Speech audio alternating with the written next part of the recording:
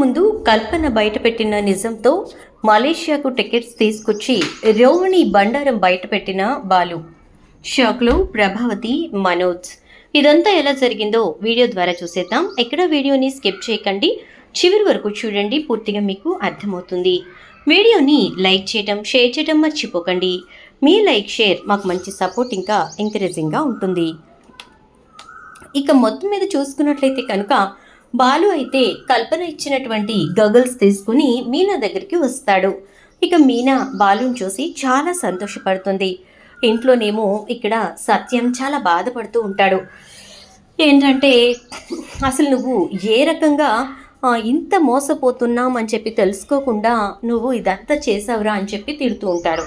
ఇంక ఇక్కడ మీనా అయితే చాలా బాగున్నాయి గగల్స్ అని చెప్పని అంటుంది. ఈలోపు సుమతి అది చూసి ఇక మీనాతోటి, అక్క చాలా బాగున్నాయి కదా, ఇంత కాస్ట్లీ గాగల్స్ నువ్వు ఎక్కడ కొన్నావు బావా అంటే, కొనలేదు, మా కస్టమర్ ఒక మేడం ఉన్నారు కదా, ఎప్పుడు ఇండియా వచ్చినా నా కారే ఎక్కుతుంది, ఆవిడిచ్చారు, ఇదిగో మీ పూలగంప కూడా ఇవ్వని తినకు కూడా కొనుక్కొచ్చారు అని చూపిస్తాడు.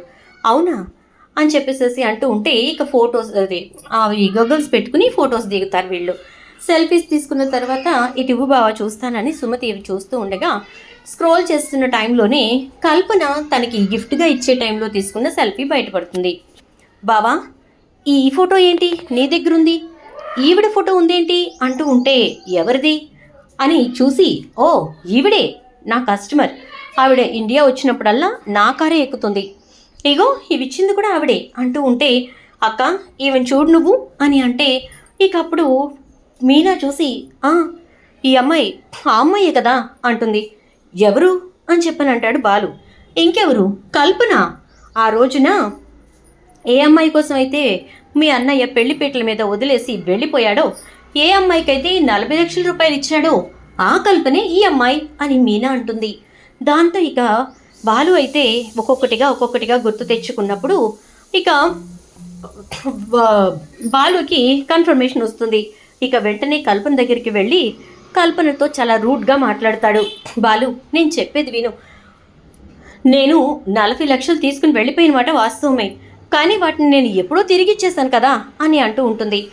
అసలు దీనికి నీకు సంబంధం ఏంటి అంటే, ఆ 40 లక్షలు వాడు తీసుకుపోవటం వల్ల, అవి నువ్వెత్తుకుపోవటం వల్ల నా కెరియర్ పోయింది, నా తమ్ముడి కెరియర్ పోయింది, ఎక్కడ వేసిన గొంగళి అక్కడే అన్నట్టుగా ఉన్నాయి మా బ్రతుకులు అని చెప్పి తిడుతూ ఉంటే, వాటికి మీకు సంబంధం ఏంటి అంటే, ఆ మనోజ్ గాడు మా అన్నయ్య అని చెప్పని అనగానే, అవునా, కానీ మీకు తెలియని విషయం ఏంటంటే, నేను లాస్ట్ టైం ఇండియాకి వచ్చినప్పుడు డబ్బు తిరిగి ఇచ్చేశాను. 40 లక్షల రూపాయలకి గాను 45 లక్షలు నా దగ్గర నుంచి వసూలు చేశారు. నిన్న నీకు చెప్పాను కదా, వాళ్లే మీ అన్నయ్య అమాయకుడు, కానీ మీ వదిన మాత్రం చాలా తంత్రి, ఆవిడే గట్టిగా పట్టుపట్టి నా దగ్గర నుంచి డబ్బు వసూలు చేసింది అని అంటూ ఉంటే, అవునా అంటూ బాలు అడుగుతాడు. ఆ రోజు నువ్వు సాక్షి సంతకం పెట్టావు కదా అంటే, అవును పెట్టాను అంటే, అది దీనికి సంబంధించిందే అని చెప్తుంది. అయితే ఇప్పుడు వీళ్ళిద్దరూ కలిసి ఆడుతున్న నాటకాన్ని బయట పెట్టాలంటే మీరు నాకు సహకరించాలి అంటే ఖచ్చితంగా సహకరిస్తాను. వాళ్ళిద్దరూ నాకు చేసిన అవమానాన్ని నేను అస్సలు మర్చిపోలేను అంటే, మరి అలా నువ్వు సహకరించినా నువ్వు వచ్చి సాక్ష్యం చెప్పాలి అంటే, నేను సంతకం పెట్టిన పేపర్స్ అండ్ నువ్వు వాళ్ళకి డబ్బులు ట్రాన్స్ఫర్ చేసిన బ్యాంక్ స్టేట్మెంట్ కావాలిగా అంటాడు. అవి నేను తీసుకొస్తాను బాలు అని చెప్పని అంటుంది. ఇక అన్న తర్వాత ఇంటికి వస్తాడు. ఇంటికి వచ్చిన తర్వాత అందరినీ పిలుస్తాడు. పిలిచిన తర్వాత మీరిద్దరూ జడ్జెస్ నాన్న అక్కడ కూర్చోండి అని చెప్పి, ఒరే రవి ఆ చైర్స్ పక్కకి తీరా అని చెప్పేసి డైనింగ్ టేబుల్ తీసుకొచ్చి ఇదివరకిట్లాగానే జైలు బోన్ లాగా పెట్టేసి మనోజ్ని అందులో నుంచోమంటాడు. నేను నుంచోను, నేను బిజినెస్ మ్యాన్ని అని చెప్పని అనగానే, నువ్వు బిజినెస్ మ్యాన్ వేలగరా, నువ్వు వచ్చి నుంచో అని చెప్పి నుంచోబెడతాడు. రోహిణి అయితే, ఏంటి బాలు ఎప్పుడు నీ రూట్ బిహేవియర్ ఇలాగే ఉంటుందా ఏంటి, అసలు అన్నయ్య అన్న ఇది కూడా లేదా నీకు, అన్నయ్య దొన్నయ్య, వీడు చేసిన తప్పుకి అసలు వీడిని క్షమించడం కాదు కదా, కనీసం వీడు మొహం కూడా చూడకూడదు అంటూ ఉంటే, అంత తప్పు ఏం చేశాడు అంటూ ఈ ప్రభావతి కూడా మాట్లాడుతూ, వాడికి ఏమైనా తలకు దెబ్బ తగిలిందా, గతం మొత్తం మర్చిపోయాడా ఏంటి గోలా అంటుంది. అనేసరికి చెప్తానమ్మా, అమ్మా దీపావతి చెప్తాను అని చెప్పేసేసి, ఈడు ఒక్కసారి లక్షలు మింగినోడు కాదు, మళ్ళీ మళ్ళీ లక్షలు మింగినోడు అని చెప్పని అంటాడు. ఏంట్రా ఏం మాట్లాడుతున్నావు అని చెప్పనంటే, వీడి దగ్గర నుంచి డబ్బు తీసుకున్నటువంటి ఆవిడ గారు ఉందే కల్పన, ఆవిడ డబ్బు ఎత్తుకుని పారిపోవటం జరిగింది, ఆవిడ మళ్ళీ తిరిగి వచ్చి డబ్బు ఇవ్వటము జరిగింది. తీసుకున్న ఈ తోడు దొంగలు ఇద్దరూ కలిసి హ, ఆ డబ్బుని ఏం చేశారో ఇప్పుడు బయట పెట్టాలి అనగానే ఏం మాట్లాడుతున్నావు బాలు, పిచ్చి పిచ్చిగా ఉందా అంటే, చూడు వదినవన్న ఒక్క కారణంతో, ఆడదానివన్న కారణంతో నిన్న బోనులో నుంచోబెట్టలేదు. ఇంకా నువ్వు మాట్లాడుకో అంటే, నువ్వు మాట్లాడితే నేను వింటూ కూర్చోవాలా? దేనికైనా సాక్ష్యాధారాలు ఉన్నాయా నీ దగ్గర అని చెప్పని అంటుంది. అనేసరికి ఇక అప్పుడు "ఆ, ఉన్నాయి. సాక్ష్యాధారాలేంటి, సాక్షే వచ్చింది అని చెప్పని అంటే, సాక్షి ఎవరు అని అంటుంది రోహిణి. అయితే సాక్షి ఎవరా మేడం అని చెప్పని అంటాడు. అప్పటి వరకు కారులో కూర్చున్న కల్పన ఇక లోపలికి వస్తుంది. వస్తున్న కల్పనను చూసి షాక్ అయిపోతాడు మనోజ్ ఇంకా రోహిణి ఇద్దరు కూడా. ఇక ఒక్కసారిగా ఇక ప్రభావతి ఈవిడెవర్రా అని అంటే, చూసావా, నీకు గుర్తులేదా, ఆ రోజున మనోజ్ గారి పెళ్ళికొచ్చి గిఫ్ట్ ఇచ్చింది అంటే, మనోజ్ ఫ్రెండ్ కదరా అని అంటే, ఫ్రెండ్ కాదమ్మా, 40 లక్షలు ఎత్తుకుపోయినా మేధావీవతి అని చెప్పని అనగానే, ఏమే నీకెంత ధైర్యం ఉంటే నా ఇంట్లో అడుగు పెడతావు అంటూ ఉంటే, ఏ వదలండి, ఏంటి మీ ఇంట్లో అడుగు పెట్టడానికి ధైర్యం కావాలా ఏంటి నాకు? అయినా నేనేం తప్పు చేశానని చెప్పి ధైర్యం లేకుండా మీ ఇంట్లో అడుగు పెట్టడానికి ఆలోచించాలి అని అంటుంది. అనేసరికి ఏం తప్పు చేసావా, నా భర్త సంపాదించిన సంపాదన 40 లక్షల రూపాయలు ఎత్తుకుపోయావు కదే పాపిష్టిదానా అని అంటే, హలో, ఇప్పటి వరకు మీ అబ్బాయి చెప్పిందేంటి, ఎత్తుకుపోయిన మాట వాస్తవమే, కానీ నేను తిరిగి వచ్చి ఆ డబ్బు తిరిగిచ్చిన మాట గురించి మీకు చెప్పకుండా మానేసి, మీకు చెప్పకుండా దాచిపెట్టిన మీ అబ్బాయిని మీ కోడల్ని అండం మానేసి నన్నంటారేంటి అని చెప్పని అంటుంది. ఏం మాట్లాడుతున్నావు అని అనగానే, మరి ఎత్తుకుపోయింది నేనే కాదని అనట్లేదు, కానీ నా దగ్గర ముక్కు పిండి వడ్డీతో సహా వసూలు చేసింది మాత్రం మీ కోడలు గారే అనగానే, సాక్ష్యాధారాలేవి, ఎందుకు అనవసరంగా మాట్లాడుతున్నావు, నేను నీ దగ్గర డబ్బు వసూలు చేయడం ఏంటి, నేను ఇప్పుడే చూస్తున్నాను అంటుంది. చిచి, నీకు అసలు సిగ్గే లేదనమాట. నేను అన్నాను కదా మనోజ్, నన్ను నువ్వు ఫ్రాడ్ అంటున్నావు, నీ పెళ్ళం ఇంకెంత పెద్ద ఫ్రాడోనని అర్థమవుతుంది కదా. ఏం మనోజ్, పోలీస్ స్టేషన్లో నువ్వు నా దగ్గర నుంచి డబ్బు తీసుకోలేదా అని అంటే, అది అంటూ ఉంటాడు మనోజ్. నేను చెప్పాను కదా మేడం మీకు, ఏమని చెప్పాను, సాక్ష్యాధారాలు కావాలి మనకి అంటే, తీసుకొచ్చాను బాలు, తీసుకొచ్చాను అని అంటూ ఉంటే, ఇచ్చేయమ్మా కల్పనమ్మ చూసుకుంటారు అని అంటూ బాలు అంటాడు. ఇక కల్పన తన హ్యాండ్ బ్యాగ్లో ఉన్నటువంటి స్టేట్మెంట్ని ఇంకా పోలీస్ స్టేషన్లో రాసుకున్నటువంటి అగ్రిమెంట్ని తీసి బాలు చేతికిస్తే, ఒరే రవి చూడరా ఇవి అని చెప్పని రవి చేతికిస్తాడు. రవి అవి చూసి, అవును నాన్న, ఇందులో 45 లక్షల రూపాయలు వీళ్ళకి తిరిగిచ్చినట్టుగా ఈవిడ చేత రాయించుకున్నారు, వీళ్ళిద్దరూ సంతకాలు పెట్టారు కూడా నాన్న, సాక్షి సంతకం బాలు అన్నయ్య పెట్టాడు అని చెప్పని అంటే, హతవిధి, ఆ రోజు నాకు తెలియకుండానే నా ఇంట్లో జరిగినటువంటి కార్యానికి నేను సాక్షిభూతుడిగా నిలబడాల్సి వచ్చింది, నాకు తెలియకుండానే నేను సంతకం పెట్టాను, ఇప్పుడు ఈరోజు చెప్తుంది ఆవిడ, ఆ రోజు నువ్వు పెట్టిన సంతకం దీనికి అని చెప్పి అని అనగానే, ఇక అప్పుడు ఆ డబ్బులు మాకేం ట్రాన్స్ఫర్ చేయలేదు, రాయించుకుందంతే అంటుంది రోహిణి.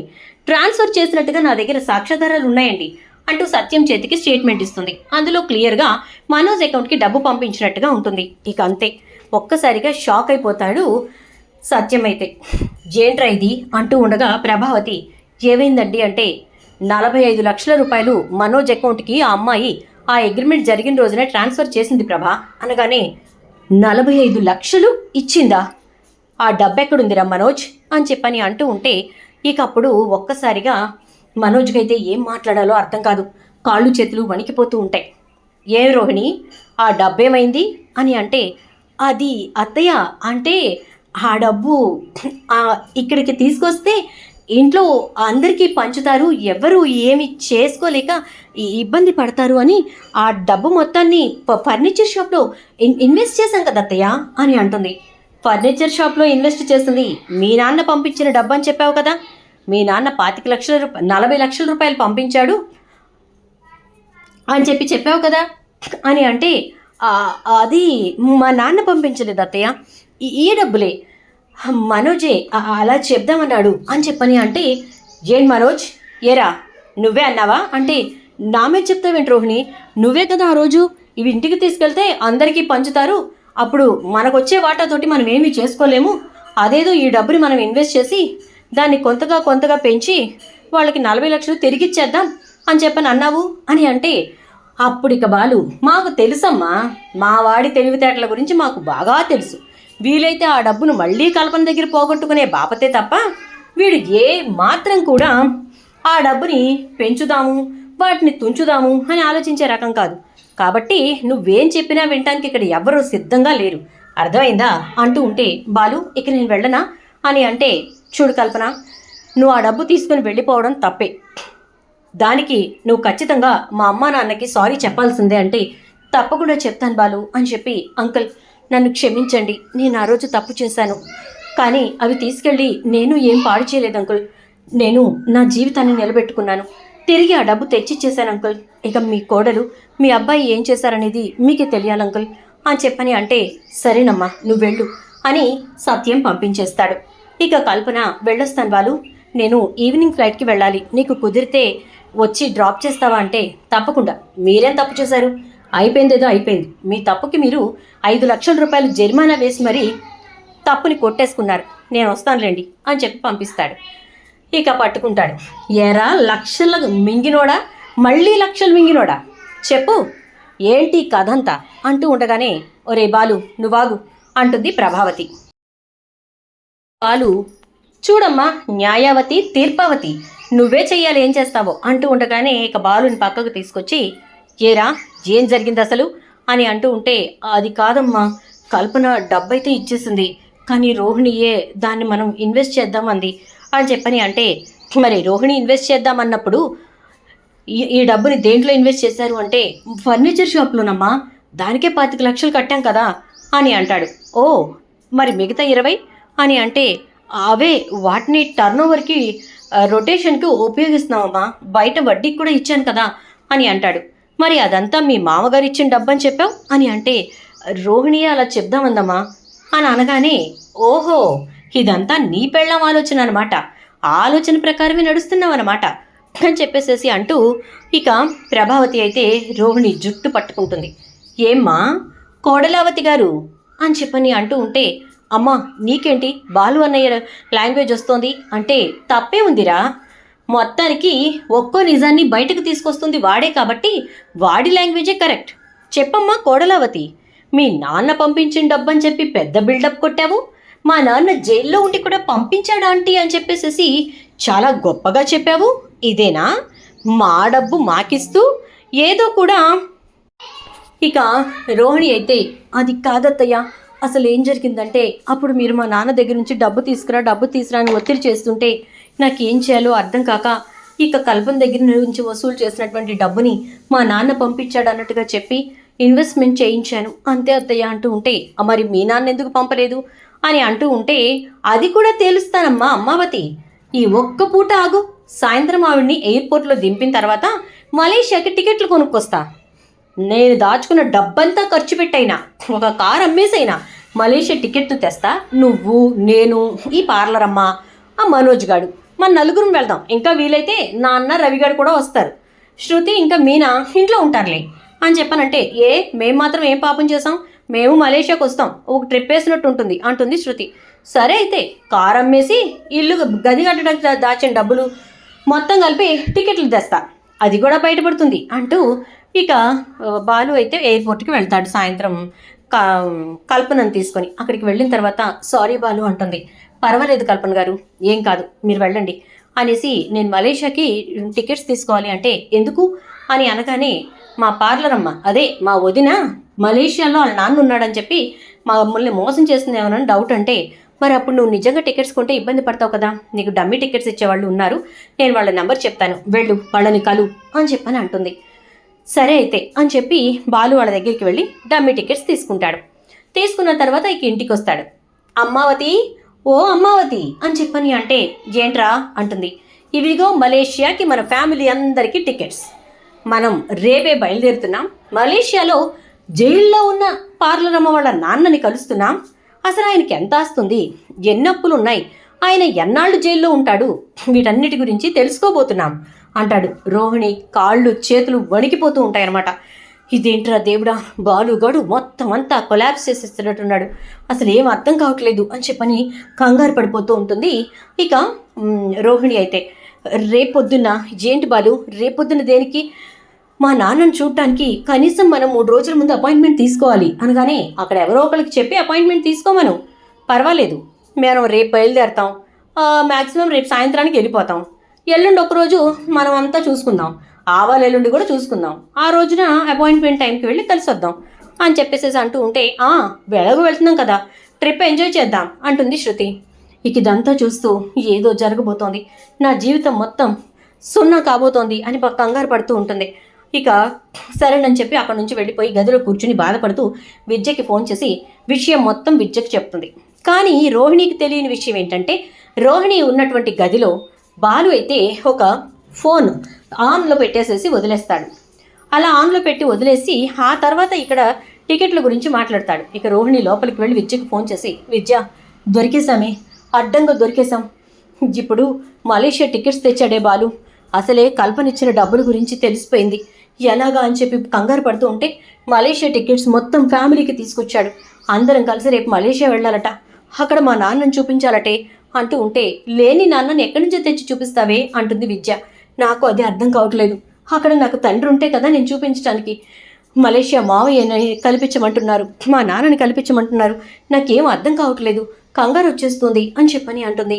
చాలా బాగుంది, ఇప్పుడు మొత్తానికి నువ్వు అల్లుకున్న ఉచ్చు నీ వెనకే చుట్టుకుందనమాట, ఏం చేద్దాం అనుకుంటున్నావు అంటే, చచ్చిపోవడం తప్ప నాకు వేరే మార్గం లేదనిపిస్తోంది అనగానే, ఏం మాట్లాడుతున్నావే పిచ్చి మొకందానా, చచ్చిపోతే చింటూ పరిస్థితి ఏంటి, రేపో మాపో మీ అమ్మ చనిపోతే చింటూని ఎవరు పట్టించుకుంటారు, ఎవరు చూస్తారు అని అంటూ ఉంటే, చింటూ గురించే నా ఆలోచనంతా, వాడిని ఇక్కడికి తీసుకొచ్చుకోగలిగాను, ఇక్కడ స్కూల్లో వేసుకోగలిగానని సంతోషించే లోపే ఇక్కడ ఈ విషయాలన్నీ బయటపడతాయని అస్సలు అనుకోలేదే అంటూ ఉంటే, కల్పన ఇచ్చిన డబ్బులు సైలెంట్గా ఇంట్లో ఇచ్చేస్తుంటే ఏ గొడవ ఉండేది కాదు కదా, మా నాన్న ఇచ్చాడు గారిది గుడ్డిచ్చాడు అని చెప్పి మీ అత్తగారి దృష్టిలో మంచిదాన్ని అవటం కోసం ఇన్ని రకాలుగా చేసుకొచ్చావు, చివరాఖరికి ఇదంతా ఏం జరిగిందో చూడు, ఏం చేస్తావో ఏంటో నాకేం అర్థం కావట్లేదు అంటూ ఉంటుంది విద్య.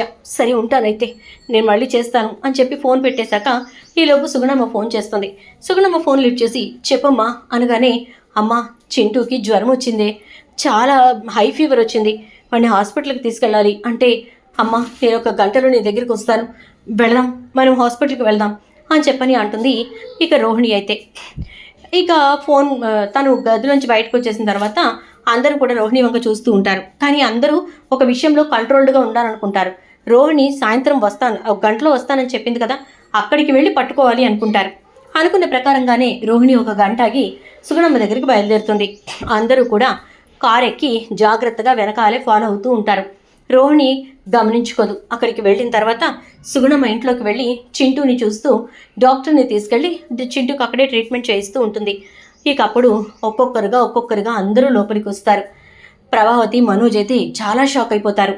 ఇదేంటిది వీళ్ళింటికి వచ్చింది అని చెప్పని అనుకుంటూ ఉండగా డాక్టర్ రోహిణితో మాట్లాడుతూ ఉంటుంది. చూడండి, మీరు కన్న తల్లి కాబట్టి మీకు చెప్పగలుగుతున్నాను, మీరు వాడికి ఎంత దగ్గరగా ఉంటే అంత మంచిది. ముఖ్యంగా వాడు మీ మీదే బెంగ పెట్టుకున్నాడు, అందుకోసమే పిల్లాడు అలా అయిపోతున్నాడు. మీరు వీలైనంత వరకు బిడ్డతో ఉండడానికి ట్రై చేయండి. మన జీవితం కోసం మనం చూసుకుంటే మన బిడ్డల్ని మనం కోల్పోవాల్సి వస్తుంది అని చెప్పని డాక్టర్ అంటుంది. అలాగే డాక్టర్, నేను ట్రై చేస్తాను అని చెప్పేసేసి వెనక్కి తిరుగుతుంది రోహిణి. వెనక అందరూ వరుసనే నుంచుని ఉంటారు. ఒక్కసారిగా షాక్ అయిపోతుంది. పొద్దున్నేమో టికెట్లు తీసుకొచ్చి చావు కొట్టాడు, ఇప్పుడు అందరినీ తీసుకొచ్చేసాడు, ఇంకే ఉంది, నా బ్రతుకు బస్ స్టాండ్ అయిపోయింది అని అనుకుంటూ, అత్తయ్య మీరేంటి ఇక్కడ అని అంటే, నువ్వేంటి ఇక్కడ అంటుంది. అది ఆంటీ ఫోన్ చేసింది బాబుకి బాగాలేదని అనగానే, ఆవిడ బాలుకి మీనాకి బాగా క్లోజ్, అలాంటి వాళ్ళకి ఫోన్ చేయకుండా నీకు ఫోన్ చేయటం ఏంటి? డాక్టర్ గారు ఏం జరిగింది అంటే, ఆవిడ కొడుకు ఆ పిల్లాడు, వాడికి బాగా ఫీవర్ వచ్చింది, తన తల్లి మీద బెంగ పెట్టుకుని ఫీవర్ తెచ్చుకున్నాడు అనగానే, ఓహో సరే డాక్టర్ గారు మీరు వెళ్ళండి అని చెప్పేసి అంటుంది ప్రభావతి. దాంతో ఇంకేముంది, రోహిణి బండారం మొత్తం బయటపడిపోయింది. రోహిణి మలేషియాలో వాళ్ళున్నారు వీళ్ళున్నారు అని చెప్పిందంతా అబద్ధం అనే మాటతో పాటు ఇప్పుడు రోహిణికి ఒక 7 సంవత్సరాల కొడుకు కూడా ఉన్నాడు అని చెప్పి బయటపడుతుంది. దాంతో ఇక సుగుణం వచ్చి ప్రభావతి దగ్గర నిలబడి, అమ్మా క్షమించండి అమ్మా, ఏదో చిన్నతనంతో తెలిసి తెలియక జీవితం నిలబెట్టుకోవడానికి అది నోటికొచ్చిన అబద్ధాలు ఆడింది, దయచేసి క్షమించండి అమ్మా అంటూ ఉంటే, ఏయ్ నీకు మాట్లాడే అర్హత లేదు, నువ్వొచ్చి నీ కూతుర్ని నా చేతుల్లో పెట్టలేదు, నువ్వొచ్చి నీ కూతుర్ని పెళ్లి చేసుకోమని చెప్పి నన్ను అడగలేదు, నీకు సంబంధం లేదు, నువ్వు పక్కకి తప్పుకో అనేసి, ఏమ్మా చాలా బాగా నాటకాలు రక్తి కట్టించావే, ఎంత బాగా ఆటలాడుతున్నావంటే ఈ కుటుంబాన్ని నీ కోన గోటి మీద తిప్పుతున్నావు అసలు ఒక్కొక్కరిమి ఒక్కో రకంగా భయపడే పరిస్థితులు తీసుకొచ్చేస్తున్నావు.